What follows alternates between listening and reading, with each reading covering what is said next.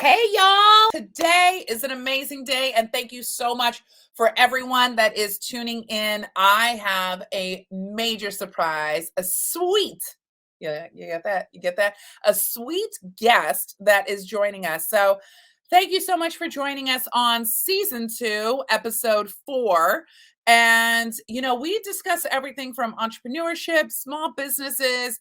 We primarily focus on women, but, we love men too. We're just trying to make sure that we give all of our women a place to speak and talk about fun things that happen in the entrepreneurship world. And my next guest, I'm super pumped and excited because these sisters created this brand in the height of the pandemic. And so I find it absolutely fascinating. It was even in Crain's and New York Times that about 65% of businesses have grown during the pandemic, especially young women entrepreneurs. And so for our next guest, which I'm super pumped, these are the owners and proprietors of this amazing, amazing business called Little Boxes NYC. Ladies, are you there? Hi, girl power. Love Yes, I am so pumped that y'all are here.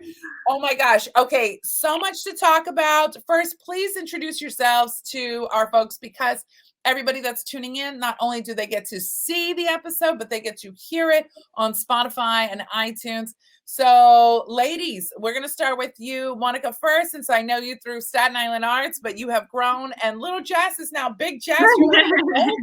Like, oh my gosh, this is crazy. Hashtag adulting in real life. So talk to us, both of y'all. Tell us a little bit about yourselves. Cool.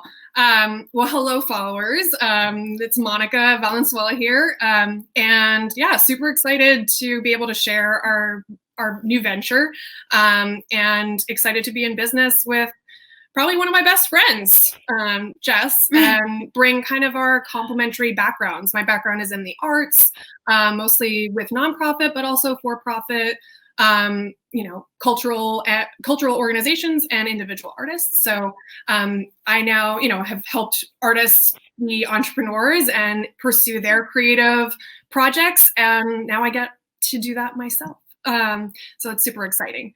I love it. I love it. Jess, talk to us. Let us know. Because I had a chance to taste your treats when you first started, when Monica had her engagement party. And I remember thinking to myself, who did this? So delicate, but it was delicious and it was so intricate that everything that was presented. So talk to us a little bit about your background, hon. So I have a background in customer service. So I was in customer service for over 5 years.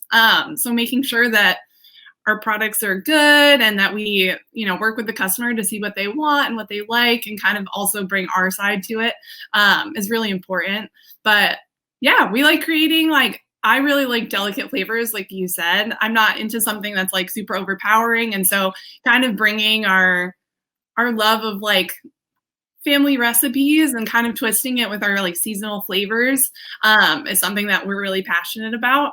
I've always had a little passion for baking. It was something that I've done on the side. Just a little. Yeah, just a little. So even when I was in the customer service industry, I would love to bring in treats and just make people's days. And I'm so happy to be doing this and sharing it with a lot more people, which is amazing. That's awesome. Now, okay, you started this business during the height of the pandemic. So can you talk a little bit about what prompted you to do that and what the process was? So it kind of started literally about this time last year, right around Thanksgiving. It was something that we just started with amongst our family.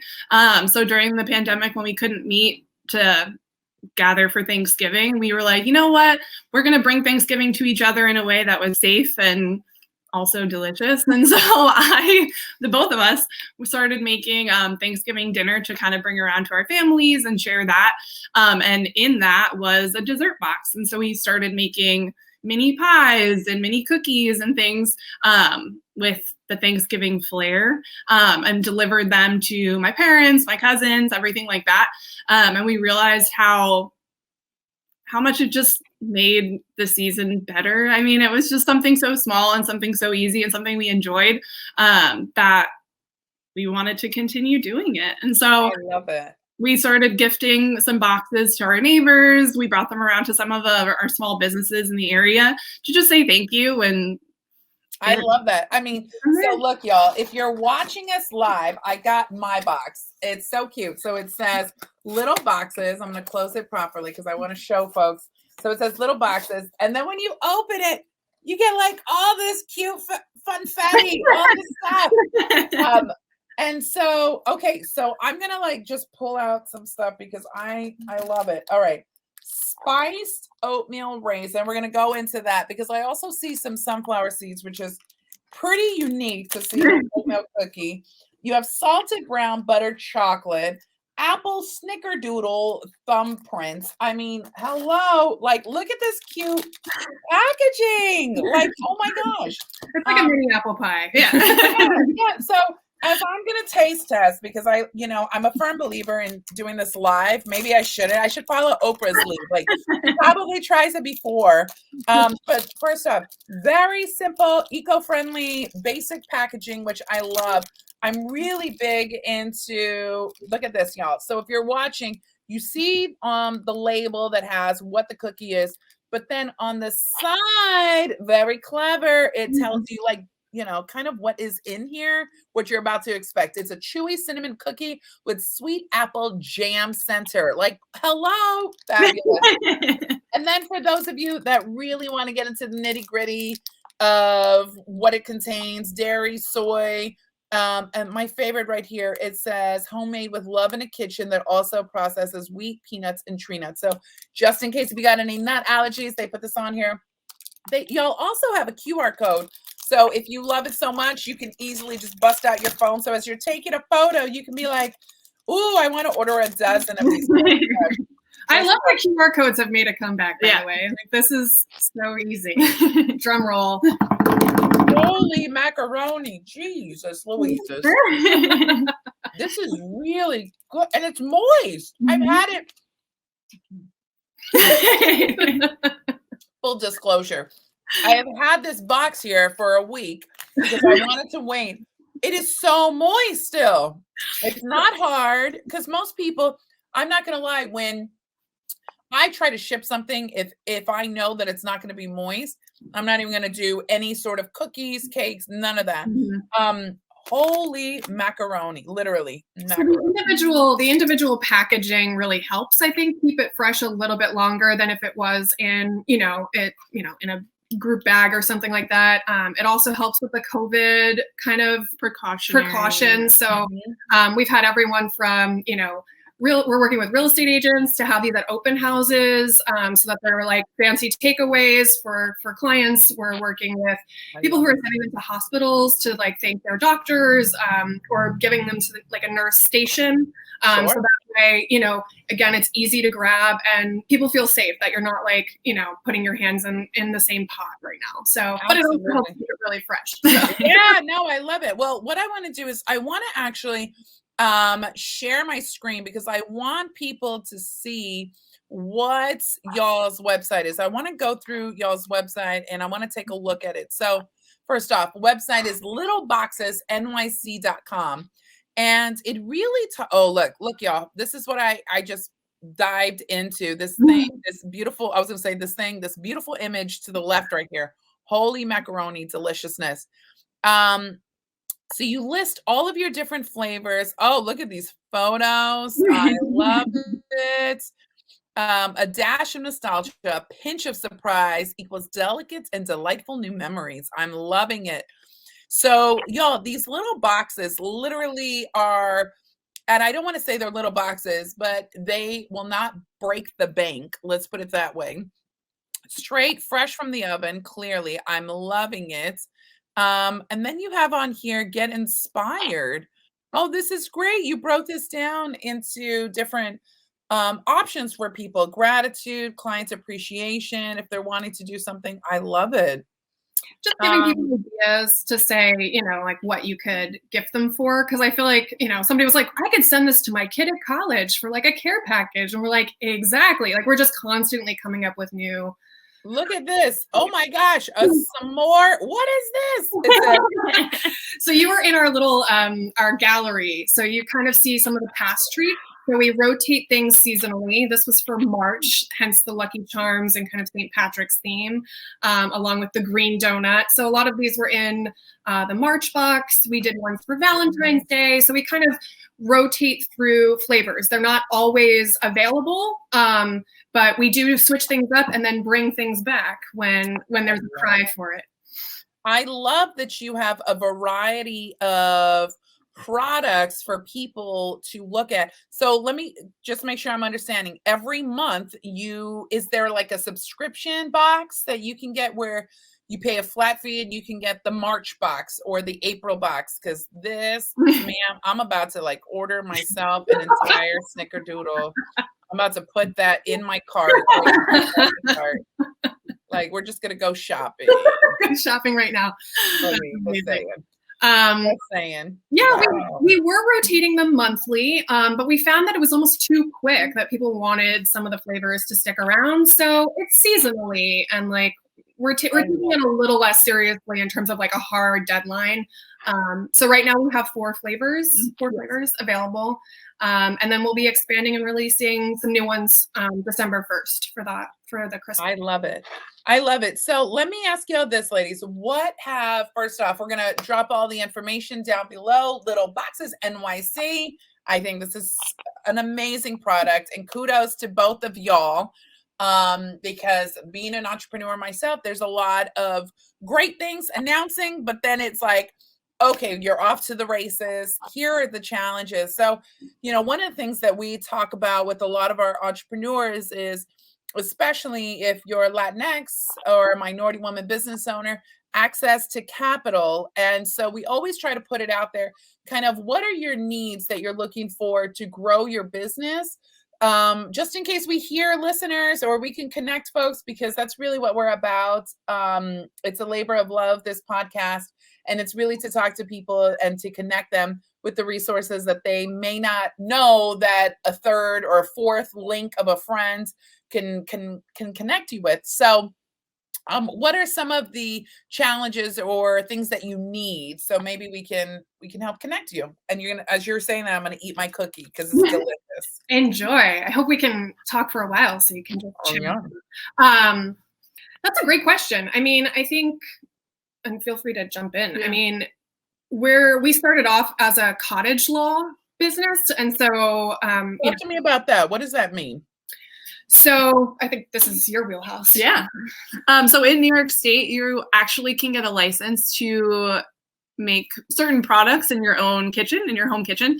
So it's kind of limited. There are certain foods and ingredients that you're not allowed to use just based on the health code. But especially during the pandemic, a lot of people have started using the cottage law. It allows you to make everything from cookies to certain canned goods to like spice mixes and a lot of dry ingredients, but that's what we have currently. And I feel like you're heading into this direction, that as much as it's really nice to be able to use your own home kitchen, there is a limited amount of space and resources that we have. And so expanding into a commercial kitchen is something that we are currently looking into. It also allows us to make a lot more products, kind of using more fresh ingredients and things like that. So that has been one of the challenges, is kind of utilizing the space that we have to the best of our ability. Then are y'all looking at partnering with a kitchen, or I know that y'all are going to make announcements later at a much more appropriate time, but if there's anything that you could put out there into the universe that you need, what would you say is something that you need? We definitely need partners. We're looking forward to collaborating. I feel like food, we take inspiration from the brewing industry. That's so collaborative, like two brewers get together and like make a yummy beer that like brings both of their assets together. And so we're kind of looking for that both in the food industry, but also like finding non-food partners. So if there's anybody looking, you know, to partner with a baking company, whether it's for a cause or for inspiration, we'd love to like create a custom treat, a candle, like in our scent of a cookie or something, anything. So we're reaching out to folks, but we would, if there's anybody who's been dreaming about partnering with two, you know, Chilean sisters who are baking, you know, we would love to collaborate. We're very collaborative. I would think like a chocolate company or like a honey company or something to that effect. So we're putting it out into universe, cyber world. If you know anybody, let's connect these girls. And my last question for our podcast, and I ask this of everyone, is what do you define as success? Because that's, and I'm going to explain that because for the longest time, you know, growing up, and Monica and I have been friends, and so we've disclosed some stuff. You know, for the longest time, my mom was a single mom until I became about 12 years old. And I always defined success as being able to go into a grocery store and spending hundreds of dollars and not worry about the light bill or the water bill or anything that it's a necessity, right? And so now I define success as my impact on my community and impact for generations after me. So I ask all of our guests that are on our podcast, what do you define as success? Like personally or as a business? I mean, you are such an artist. You're like, okay, so that we're, you know, our parents are self-employed.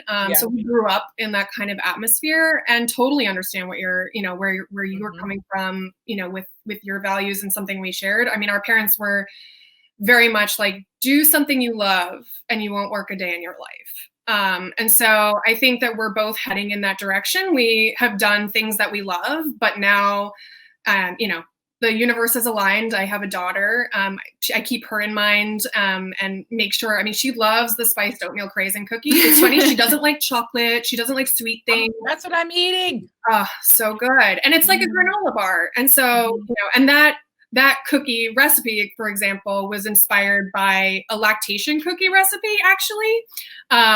While I was breastfeeding, I made a bunch of, you know, lactation cookies to boost milk supply and things like that. That's not to say if you eat this cookie, you're going to start lactating.